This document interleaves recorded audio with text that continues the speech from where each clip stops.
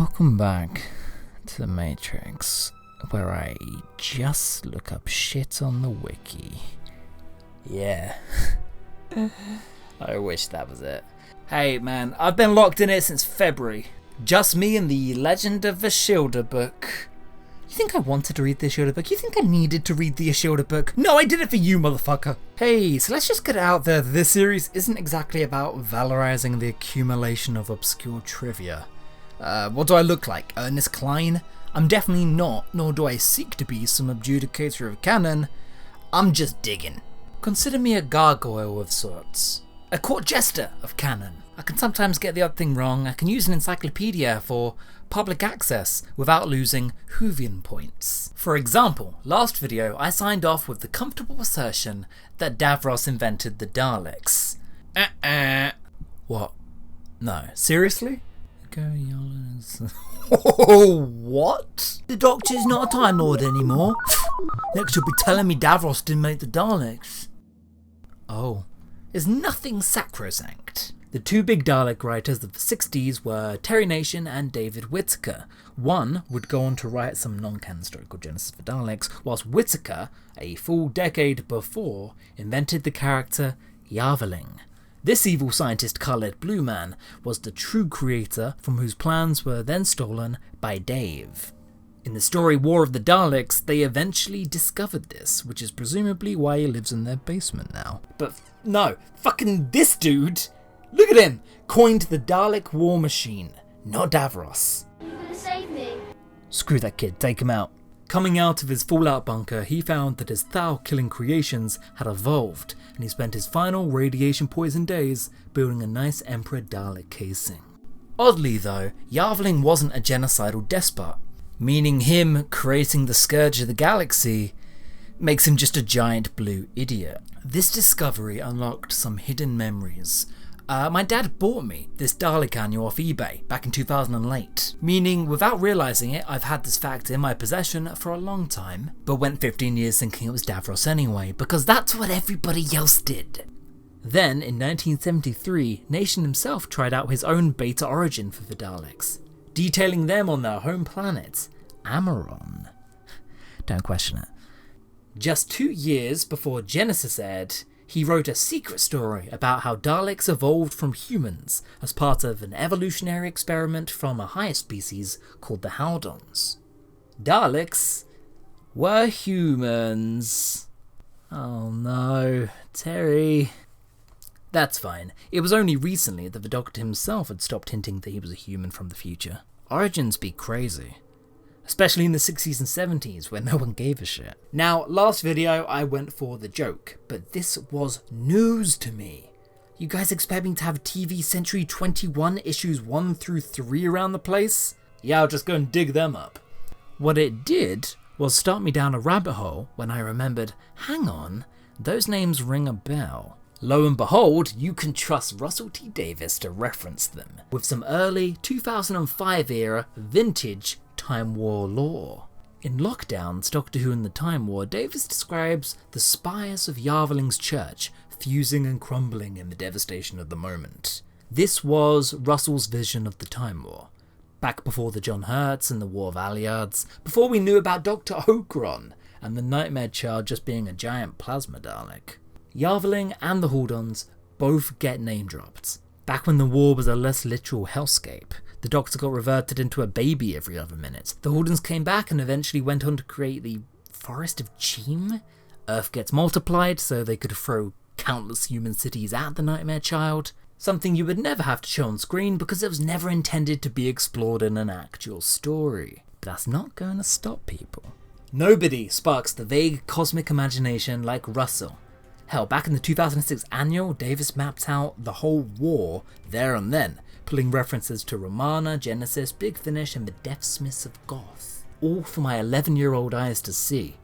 Now, first of all, the annual, releasing before Series 2 had aired, hints the Master with the words "You are not alone" a couple years early. But crazier still, can we talk about the Deathsmiths of Goth? Once more feared than the Time Lords and the Daleks, Goth was a planet that developed world enders, creating planet-busting immortal weaponry. One time, one went so rogue that people killed themselves and destroyed all of their ships so it didn't ever get off planet. This story, Black Legacy, then picks up with a Cyberman expedition where Maxwell, the Cyberman with a name, is left alive as the sole survivor of his legion, just so the Apocalypse device can play with him. And then from there, Maxwell begins relearning fear and displaying very human emotions. What? Who? No! Blood of my ancestors! No! So that's wild. That's how I infer it anyway. Maybe they just wrote a story about a Cyberman with a name and emotions. I would slam it, but considering these guys went on to create V for Vendetta, they get a hall pass from me. I deem this canon. Then there's also Brazil. At one point in Earth's future, humanity sold Brazil to the planet Goth. Just all of Brazil and its entire population sold as lab rats for scientific experiments. Jesus Christ. And sorry, what book was this in? Oh cool, the children's encyclopedia book that I grew up with as a young boy. That's fucked. Guess that one's a fixed point and all, huh, Doc? Fact number 2. Tsar, make fire! Yeah, you know everybody's favourite part of The Unearthly Child is the loud, incessant caveman politics? I'm actually impartial to those episodes. It's one of those rare bits of Who that I can watch in the exact same mindset as somebody in the early 60s with, and I become utterly enthralled with the premise alone for 4 parts. That more than does me. But unsurprisingly, the Tribe of Gum are hardly returning villain material. Oh yeah, you know, Daleks, Cybermen, early man. That is until they encountered another set of strangers. Aliens from some strange far-off tribe who gifted them magic powers. Here are the Hunters of the Burning Stone, or as I know them, the Tribe of Gum. The original Doctor Who baddies, if you exclude the Doctor himself, maybe. What are you doing? The Tribe of Gum rounded up the 11th Doctor, Ian and Barbara, plucked them out of time and space, looking for the wise ones that once taught them fire.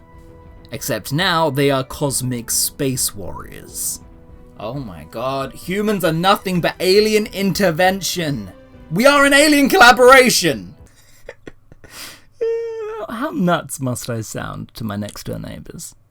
The Prometheans were a tinkering, near-omniscient species who I can only assume are related to the Ridley Scott guys, and they felt fit to give them the powers of immortality.